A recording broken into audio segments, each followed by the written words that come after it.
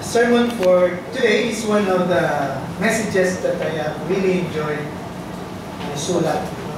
And I really like to share this message with you today. So the title ng sermon is What is Reality?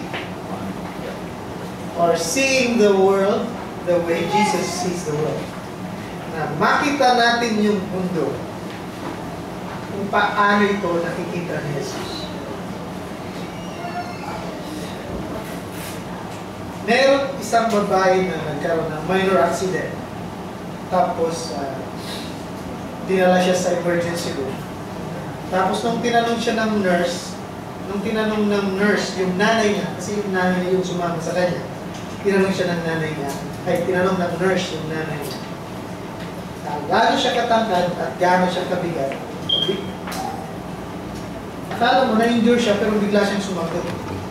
Na-endure na pangit. Sabi niya, 5 feet 4 po ako at saka 50 kilos na ako. Tinignan siya ng nurse para hindi makapaniwala. Sabi ng nanay niya sa kanya, anak, wala ka sa internet.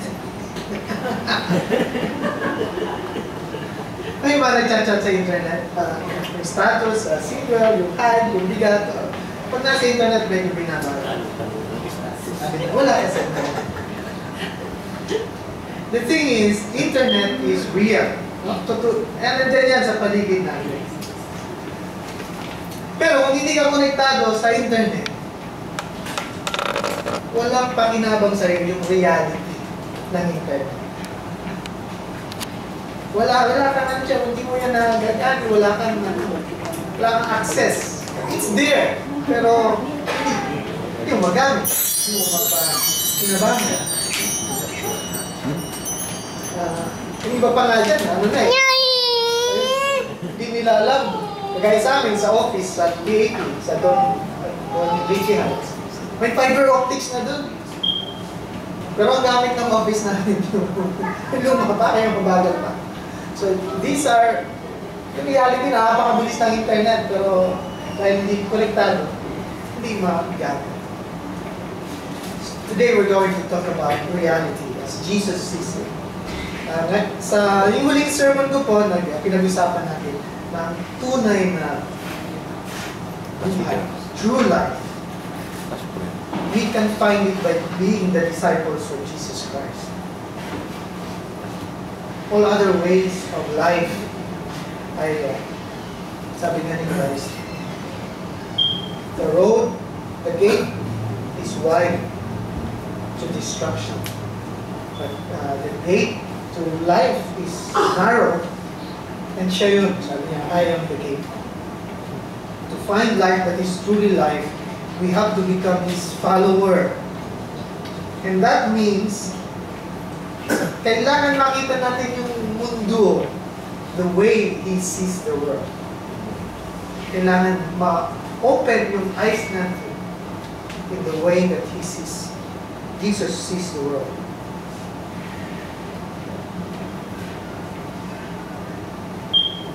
Kasi pag hindi natin siya makita in the way He sees the world, walang impact sa atin ngayon. Yung teachings niya. Hindi tayo makakapamuhay gaya ng the way He has lived His life. Basahin po natin yung Matthew 6:25 to 33.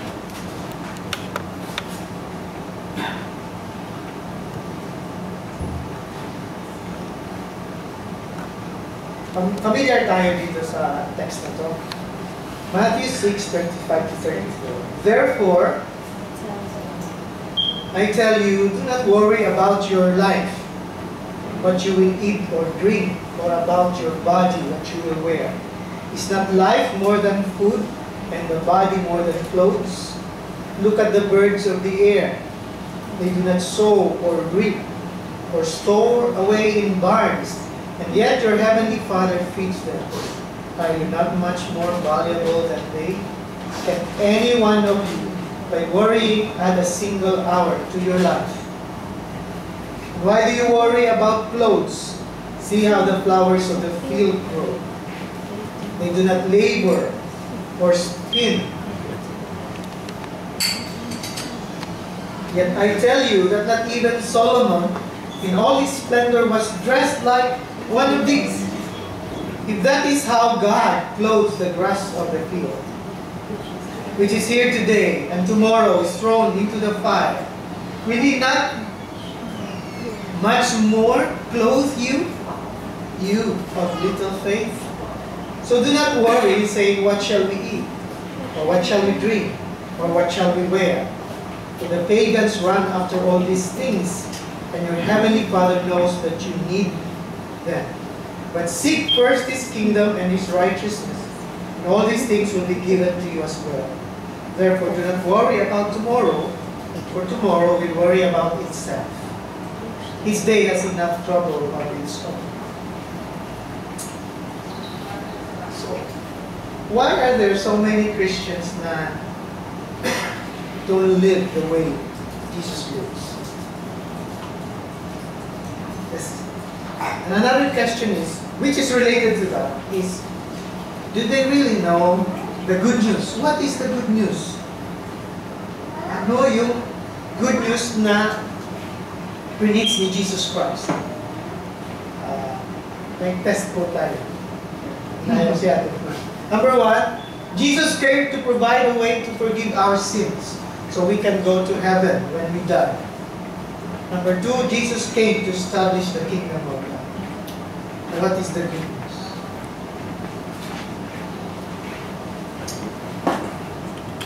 When we read the Gospels, it's clear that the good news is Jesus came to establish the kingdom of God.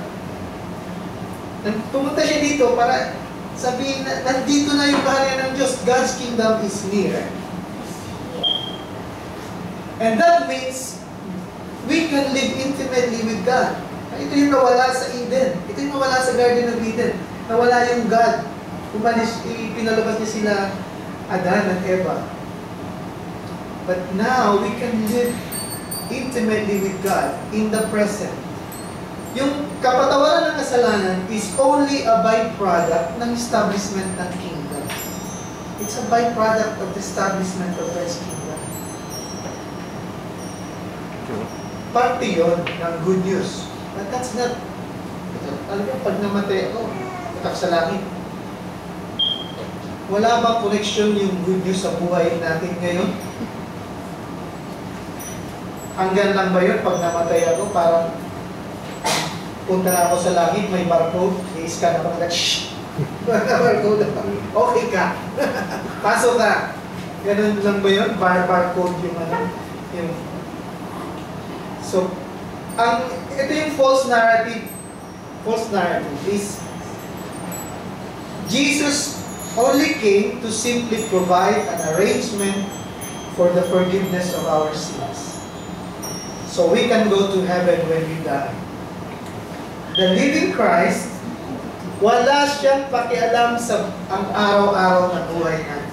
So our day-to-day reality, walang koneksyon. Jesus Christ is alive today. Ang mga turo niya, practical and irrelevant sa ating pang-araw-araw.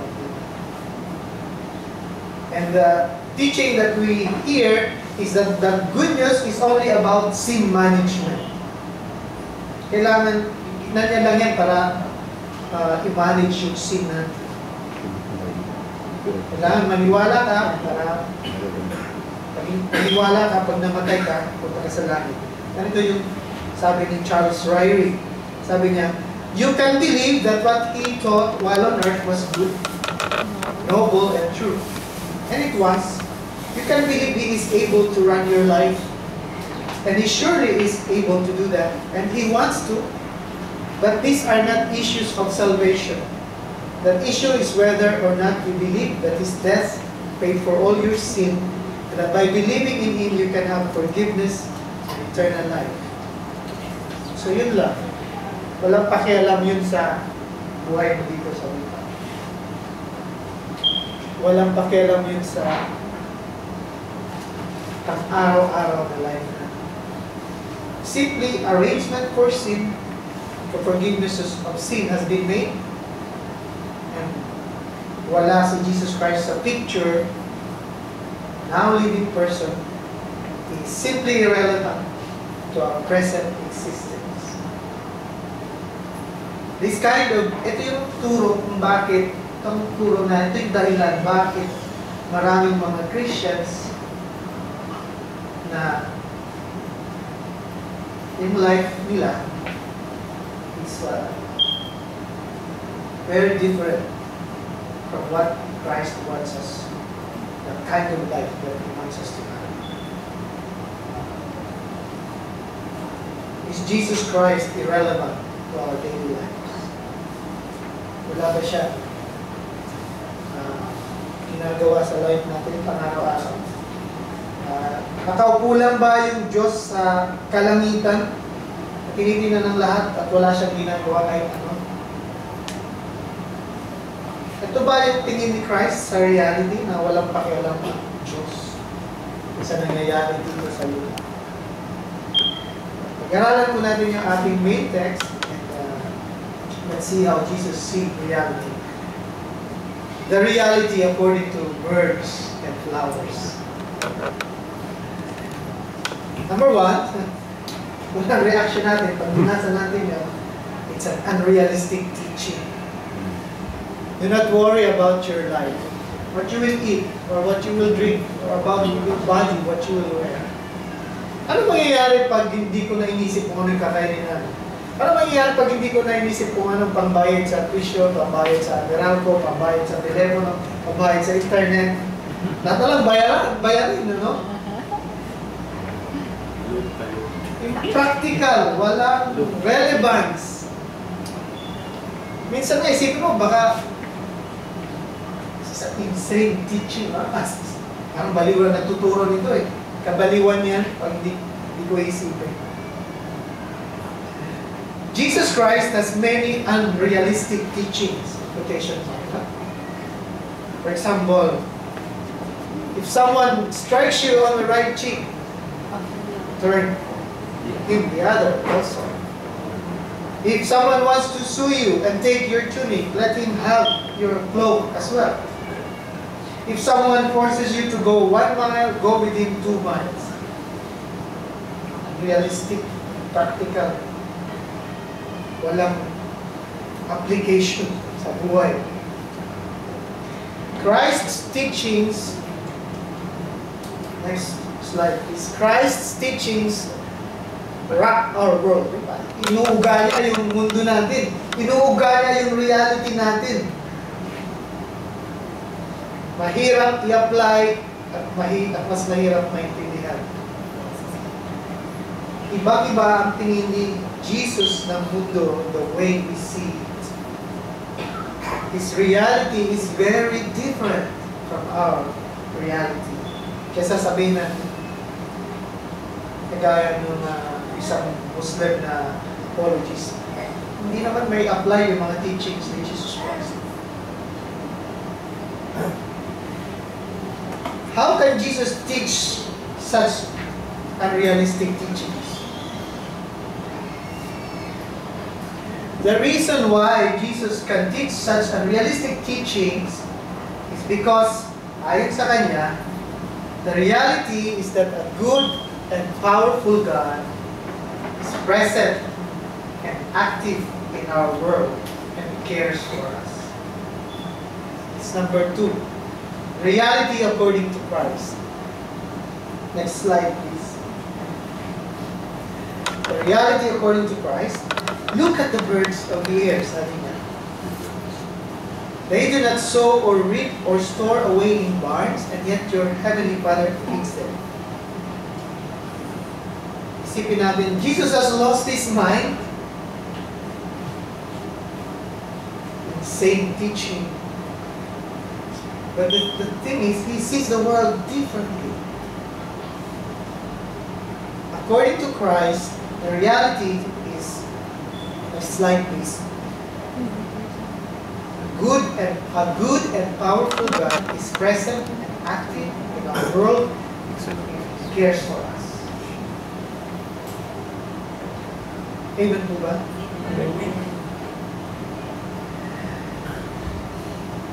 Sabi ni Dallas Willard, this bold and slyly humorous assurance about all the basic elements of our existence, food and drink and clothing, and other needs of life, can only be supported on a clear-eyed vision that a totally good and competent God is right here with us to look after us. God is right here with us, and He is looking after us. Sabi pa niya, to Jesus' eyes, this is a God-based world. Ang buong mundo, puno-puno ng Diyos. It's a God-based world and a God-permitted world. Walang sulok ng mundo na wala ang Diyos doon. It is a world filled with glorious reality, where every component is within the range of God's direct knowledge and control. Lahat aspeto ng buhay ay sakop ng will ng God, ng kanyang direct knowledge. Though He obviously permits some of it for good reasons to be for a while otherwise than as He wishes. Totoo, may mga nangyayari na pinapayagan ng Diyos against His will. But He has good reasons for it. But, all in all, the world is inconceivably beautiful and good because of God, and because God is always in it, and is always in the world. It is a world in which God is continually at play, lagi siya nandyan, lagi siyang kumikilos, and over which He constantly rejoices. God is rejoicing. God is rejoicing over us. God is rejoicing over you. Sabi sa Zechariah, He gets up His throne and He sings and dances over us. Ito yung napaka-importante dito. Until our thoughts of God have found every visible thing and event glorious with His presence, the word of Jesus has not yet fully ceased us. Kapag hindi pa natin nare-realize na yung bawat bagay at bawat pangyayari ay kasama niyan yung glorious presence ng God, whether it's good or bad, hindi pa tayo talaga pupuno ng salita ni Jesus. Hindi pa talaga natin nakikita the way Jesus sees the world. And it's such a beautiful way of seeing the world. Just lying down in your bed and thinking, God is with me. He loves me so much. Nakakatulog ka na ulit. Kung nagising ka na, madaling araw hindi ka makabalik sa ulit. When we pray and we read the word, we say heaven. Kadalasan ang nasa isip natin na heaven. Malayo pa sa outer space. Sa isip natin, yung outer space actually, empty. Tinuturo ng science, empty yung outer space. Black matter, puno ng black matter, wala. So, it's empty. At yung Diyos nasa malayo sa atin. Nakatingin. But that's not the heaven in the Bible.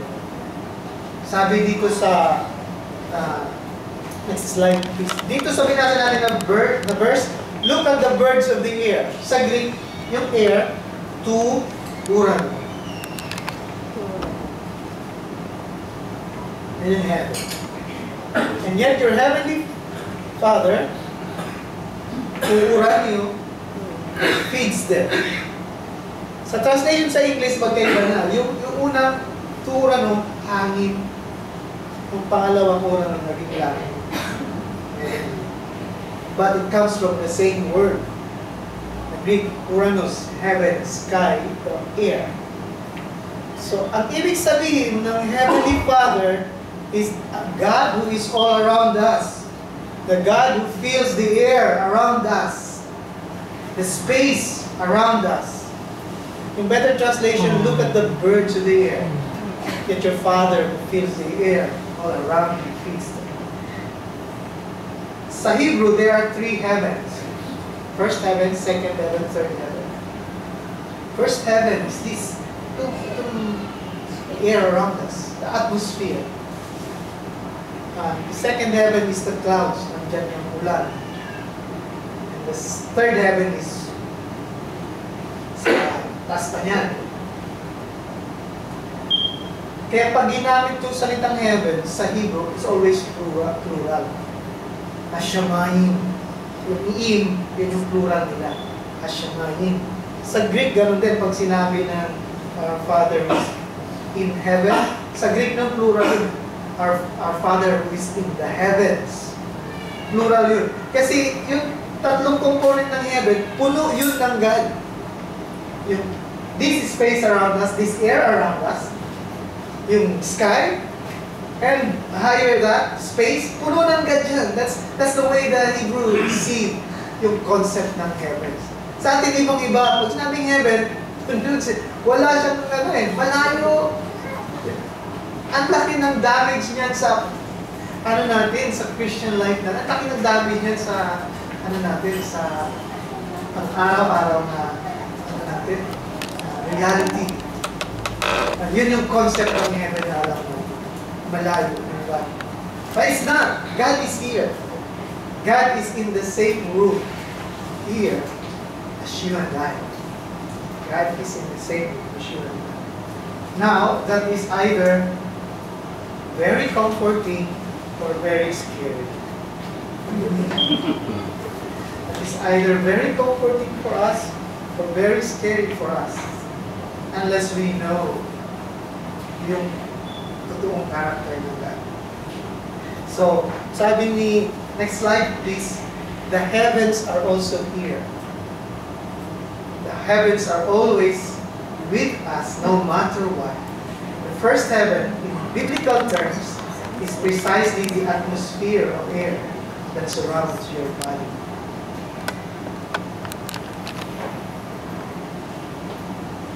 So God is here. Isa pa example ng magulong translation ng heaven dahil iba yung concept na nagka-translate is Acts 11:5-9. I was in the city of Joppa praying, and in a trance I saw a vision, Peter, an object coming down like a great sheet lowered by four corners from the sky to Urano. And it came right down to me. And when I had fixed my gaze on it and was observing it, I saw the four-footed animals of the earth, and the wild beasts, and the crawling birds, and the crawling creatures, and the birds of the air. Urano. So yung una sky, yung pangalawa naging air. The same. Verse 7, I also heard a voice saying to me, "Get up, Peter, kill and eat." But I said, "By no means, Lord, for nothing unholy or unclean has ever entered my mouth." But the voice from heaven, naging heaven na, yung tural, answered a second time. What God has cleansed, no longer consider unholy. This happened 3 times, and everything was drawn back up into the sky. So, ulan. So, ulan, sky, heaven, air. Kasi iba yung concept natin ng translator. Kaya iba-iba yung ginagamit ng salita. The point is, God is here. Some of you have heard God speak to you. Nagsalita ba siya sa langit? Or did He speak right next to you? Did He speak right inside you? Some of you have experienced, marami sa inyo naka-experience na ng presence ng God. And you know, it's just there. He's just here. God is in the same room as you and I. There's no empty space. God fills all of space. And that's the reality of Jesus Christ. He is with us. God is with us. And everything is all right. even when we are under intense hardship, because He is with us.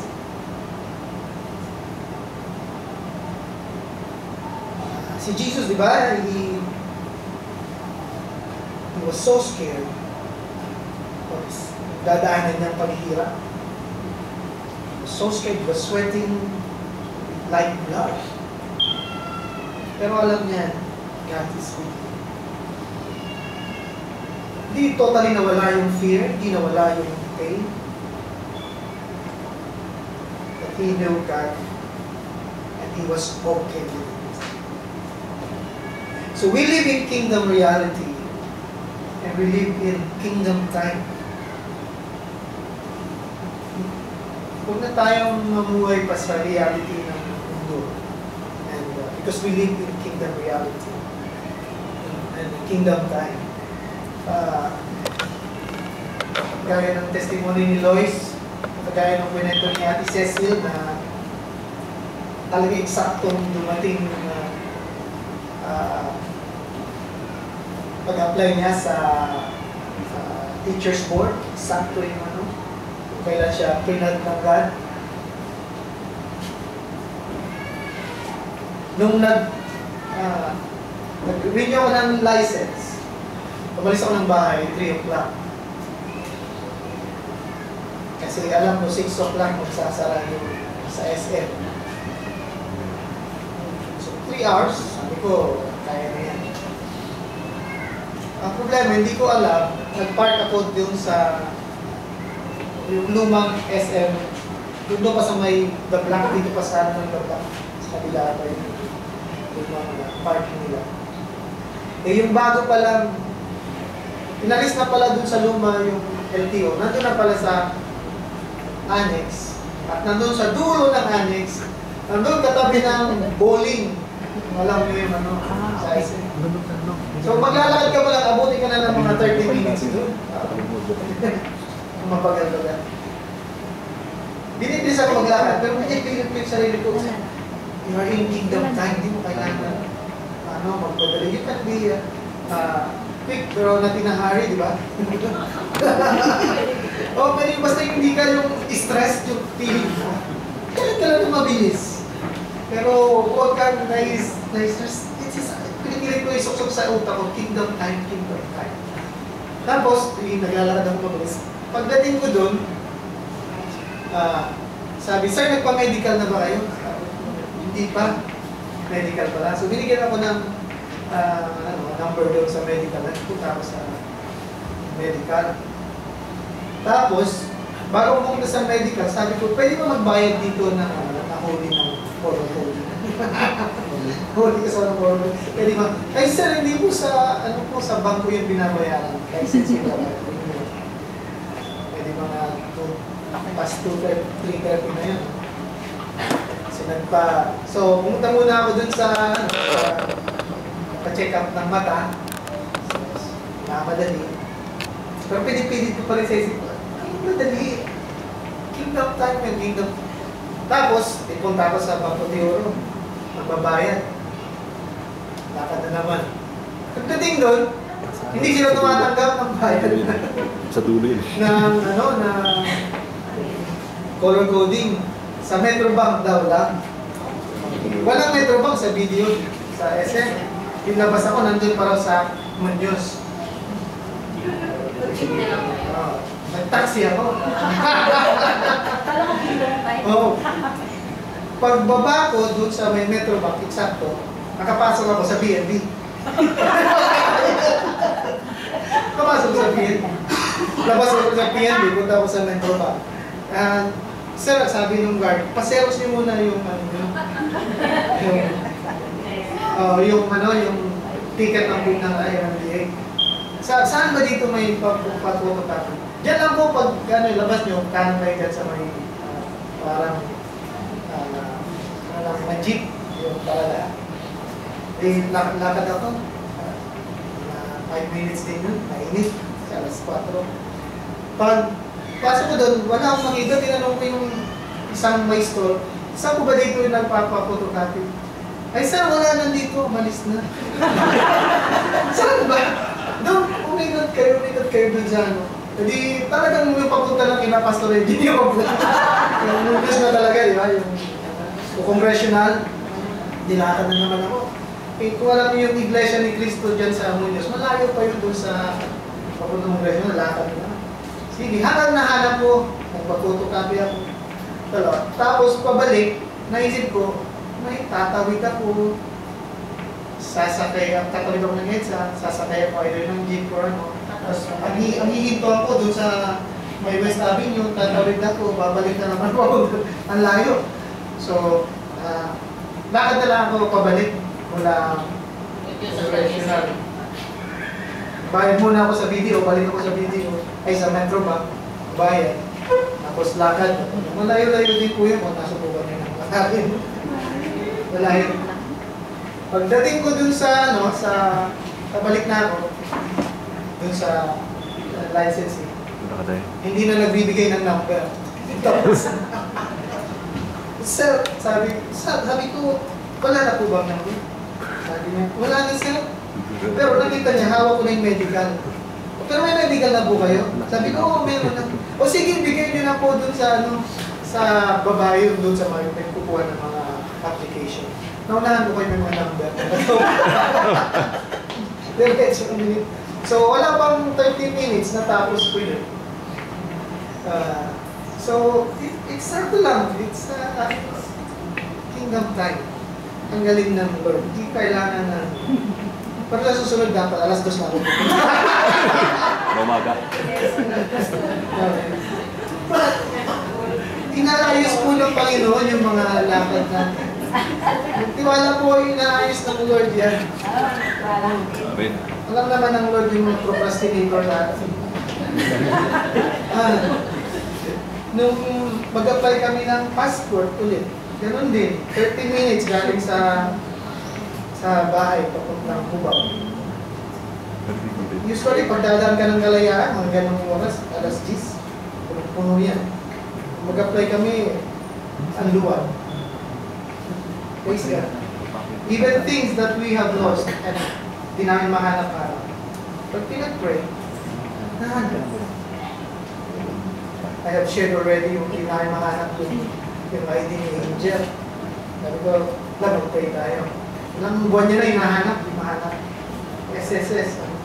Kasi nakalagay sa silver na maliit na container. Pagpuntas na mag-pray, tinignan ko yung dati niyang pinagtataguan na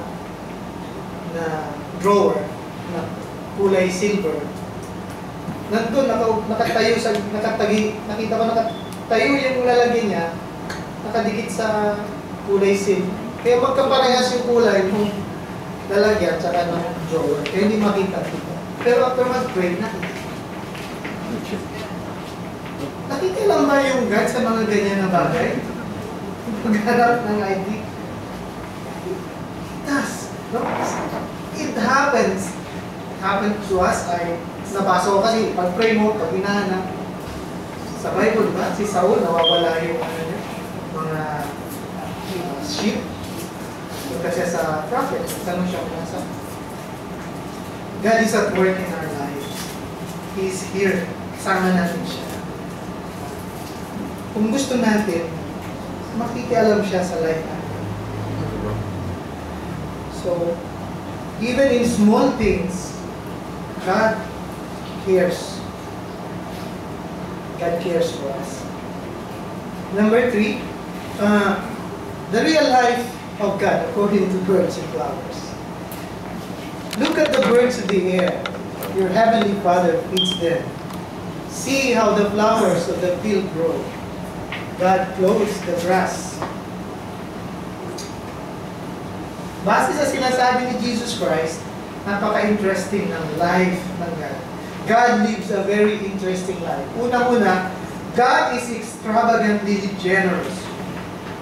Napaka-generous ng God. Nung pumunta tayo sa Baguio, ng festival, doon sa may cottage namin, may punong bayabas. Nalalaglag na lahat ng bayabas. Hindi maubos-ubos ng mga ibon yung bayabas. Sobrang dami. But those are just birds. pinapakain ng Diyos. Hindi nila maubos-ubos yung pagkain na binibigay ng Diyos sa kanila. God provides. And sabi nga ni Dallas Willard, God is always at play in His creation, in our world. And He constantly rejoices in what's happening, in what He's doing. God lives a very interesting life. He's generous. And sipin mo yung bulaklak, mas maganda pa yung suot kaysa sa hari. Yung hari, ang dami niya ng kayamanan, pero flowers are clothed better than kings. Let's pretend for a while na hindi natin alam kung ano yung ugali ng Diyos. Yung personality niya. Pero nakita natin yung creation niya. Anong personality ng Diyos meron siya maiisip natin? Let's just pretend, hindi natin kilala yung Diyos. Wala tayong alam sa Kanya. Pero alam natin, He created birds and flowers. Create niya itong ibon na ito. So wala kang alam tungkol sa Diyos. Pag nakita mo, ito yung isa ito sa ginawa niya. Next. Ayan. Gawa niya yan. Gawa ng Diyos siya. Isa pa. Ayan. Gawa niya yan. Wala kang alam tungkol sa kanya, pero kita mo yung mga ginawa niya. Is, tatakot ko pa rin. Gawa din po ako ng Panginoon.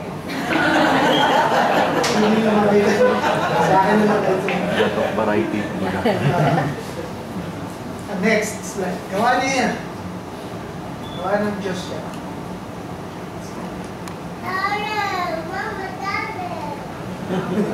Next slide. Ayan, gawa ng Diyos. Anong personality niya maisip ninyo? Ano siya? Anong klaseng Diyos? Beautiful God. Beautiful God. Di ba na parang napakasaya ng Diyos? Napaka-cheerful, napaka-joyful niya eh. Tingnan mo yung ginawa. Alam mo, He is filled with joy. And even if the world right now, when hinahayaan niya against His will, pero napakaganda ka. God hasn't abandoned the world. Diba?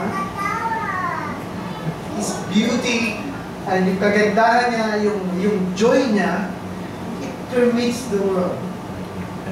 God is exceedingly joyful. Psalm 16 verse 11.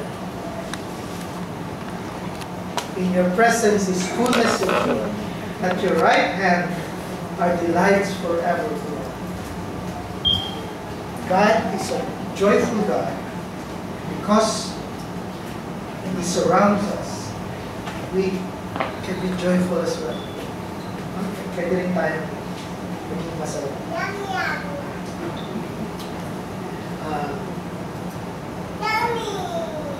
Nung sinulat ng Psalmist yan, hindi niya iniisip yung alam natin na heaven. He is writing that about His present situation. Sa presence ng God, fullness of joy. His right hand are delights forever. Therefore, we can live in joy. Alam mo, marami sa atin na nag-burden na ng maraming expectations ng tao, world, our families. Sometimes, parang nakita, parang ito na lang yung nakikita natin. Hanggang dyan na lang. The world has a way of doing that. Kaya yun yung sinasabi ni Paul sa atin sa Romans. Cannot be conformed to the pattern of this world, but be transformed by the renewing of your mind. Ito yung ibig sabihin niyan, na kailangan ang renewing ng mind is makita natin yung reality the way Jesus sees reality.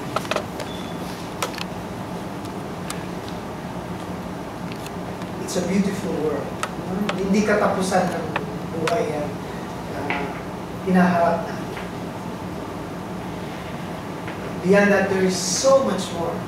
Kaya to Jesus Christ, another thing is, the reality is full of endless possibilities. The reality is, the world is full of endless possibilities. It's a world saan lahat ng pangangailangan natin is taken care of.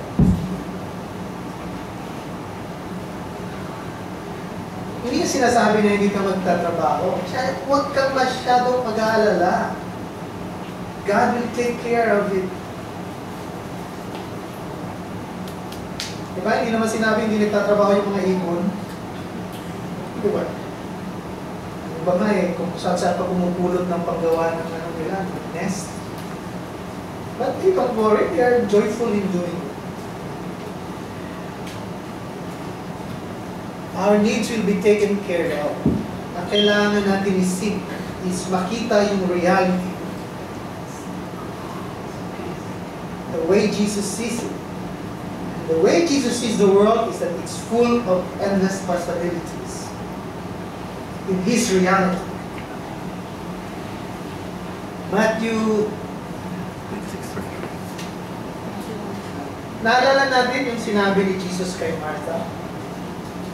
There is only one thing that matters, and Mary has chosen that one.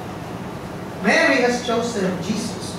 Mary has chosen to listen to Jesus and learn to see the world the way Jesus sees the world. Kay Martha, nakikita niya yung mundo na binibigyan ka ng grade base sa performance. Kaya trabaho siya ng trabaho. Ang nakikita ng Diyos, ang nakikita ng Jesus is a world kung saan God is after people's hearts. Hindi kung ano yung magagawa nilang paglilingkod para sa Kanya. God is after our hearts. Sabi sa Matthew 21 verse 21, truly I tell you, if you have faith and do not doubt, not only can you do what was done to the fig tree, but also you can say to this mountain, go throw yourself into the sea, and it will be done. That means, there's no limit. Walang limit sa Diyos. Tayo, nililimitahan natin yung sarili natin. Kaya yan, hindi ako marunong, bobo ako, sabi ng nanay ko, pangit ako. Kung ano-ano narinig natin ng mga lumalaki tayo, ang daming mga negative na sinabi sa atin. So we are broken inside, ang daming limitasyon ng buhay natin. All of those are lies. In Christ, there is no limit. Napanood niyo ba yung Eddie the Eagle sa HBO? Eddie the Eagle. Isa siyang may speech impediment siya. Hindi siya ganun ka-coordinated. Bata siya. Kakatawa yung ayos niya. Ang pangarap niya maging Olympian. May salamin siya. Labo na mata niya. But, alam niyo, naging siyang world, record breaker ng mga ng record sa Great Britain of all things ng ski jump. Napakataas. Nothing is impossible. Yun nga sa sarili niya lang siya he desired. But it shows us there's nothing impossible. To Jesus, nothing is impossible. The world is full of endless possibilities. Hebrews 1:3, He upholds all things by the word of His power. Yun yung tingin niya sa mundo eh. Lahat ng bagay exists by His word. So pag nagsalita siya, mag-obey yun. That's His reality. That's why sinubukan niya i-transfer sa mga disciple yung reality na yun. Okay, tama, totoo, an experiment. And it happened. The disciples were able to do what He is able to do. And to become a disciple of Jesus Christ is to be able to do what He has done, to live the way He lives. We already mentioned before, no, the sermon last time about real life. God has faith in us. He has faith in us. Tayo yung minsan walang faith sa sarili natin. God has faith in us when I chose you. You did not choose me. But this reality is something we can choose or refuse. Sabi, seek. So, pwede hindi mo i-seek. We are allowed to seek or not to seek. Kung ayaw mo makialam ng Diyos sa buhay mo, hindi siya makikialam. Kung gusto mo mamuhay at taliwas sa mga turo niya, He will allow you, but you will suffer the consequences. Hindi dahil pinarusahan ka ng Diyos, kundi dahil may maling consequence, may masamang consequence yung gagawin natin. Pag nakagawa tayo ng mistake na unintentionally, God allows that. God gave us free will. The world is allowed to rebel against God. Actually, sabi ni Christ, it's at war. That's another part of that reality. Pero, the victory is assured. We can live in peace, joy, in the reality of Jesus Christ. The present, because God is with us and deeply cares about us. So, alam nyo na may internet sa bahay ninyo. Sa may line ng internet. May line ng fiber optics sa tapat ng bahay. Nagtsatsaga pa ba kayo sa PLDT? May dial-up pa ba na modem? May gumagagamit pa ba ng dial-up? Wala na, no? Kasi alam, kalukuhan yan eh. Pero ng automatic na modem, mag-dial-up pa ba? Kung alam na natin yung reality na ito, let's connect to it. How can we make Christ's reality our reality? The question is, rewiring ng brain ito. This is a rewiring of the way we think.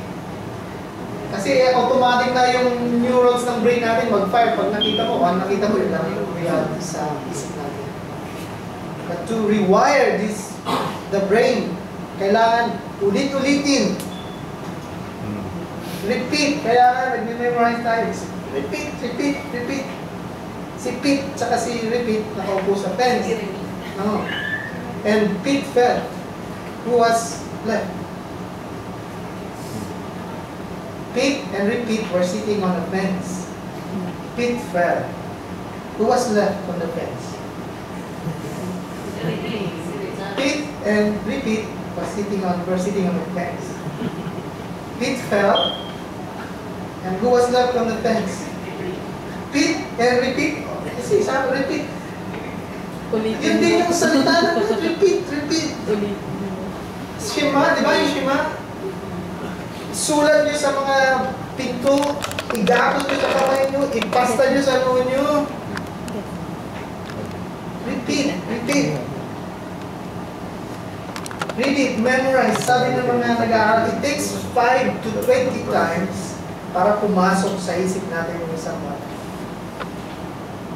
Kaya yung anak ko, paulit-ulit mong inuutos, hindi pumapasok sa buti ang nasa. Then, meditate, understand. Repetition can also lead to understanding.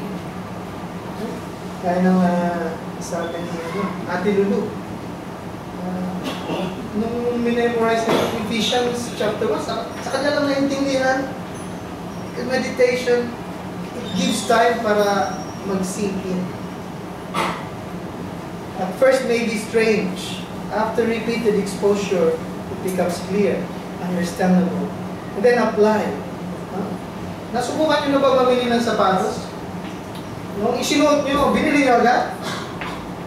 O kumuha pa kayo ng iba, tapos sunugan nyo? Ilang ulit mo sinuka? Ilang ulit mo nilakad? Ilang ulit mo ginagin-jagin?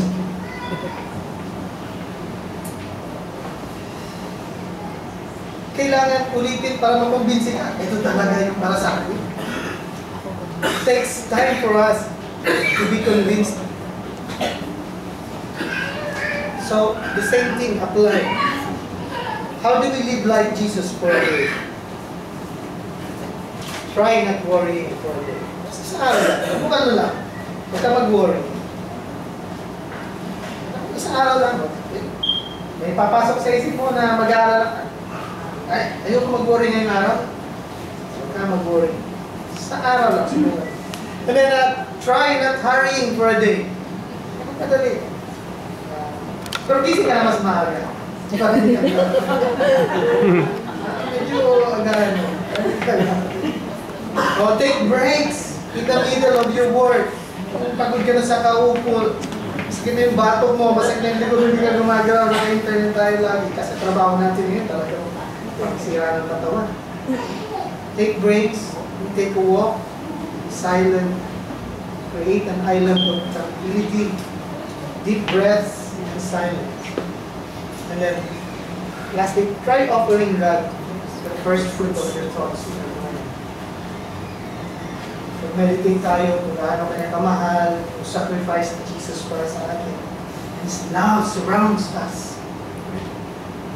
God's love is effective and active. So, try not to worry for a day. Try not to hurry. Try offering God the first fruit of your thoughts. Yung, alam natin yung kwento ng agila, no? Na lumaki kasama ng mga sisiw. Kala niya, manok siya. Hindi siya makalipad. Nakikita niyo yung mga ibang agila. The reality is what you see. Jesus did not come to earth. In conclusion, Jesus hindi siya pumunta dito para mag-provide lang ng arrangement na mapatawad tayo para papunta tayo sa langit at tayo namatay.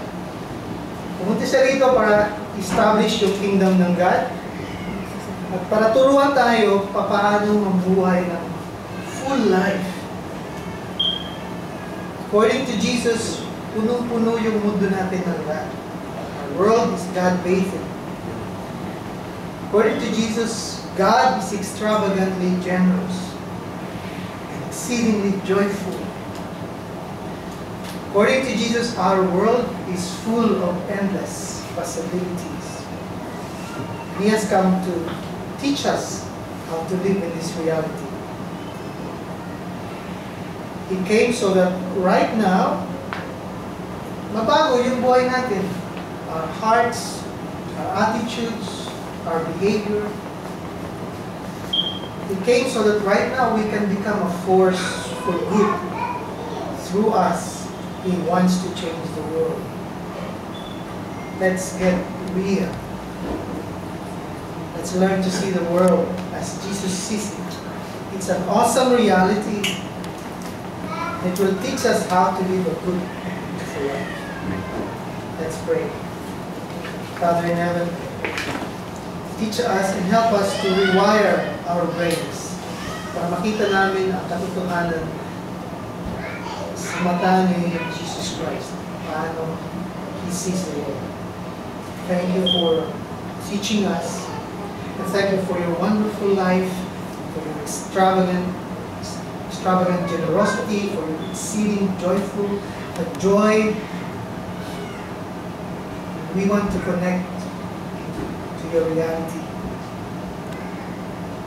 Help us, enable us to live joyfully, generously, without worry, trusting that naririto ka kasama namin lagi. In Jesus' name we pray. Amen.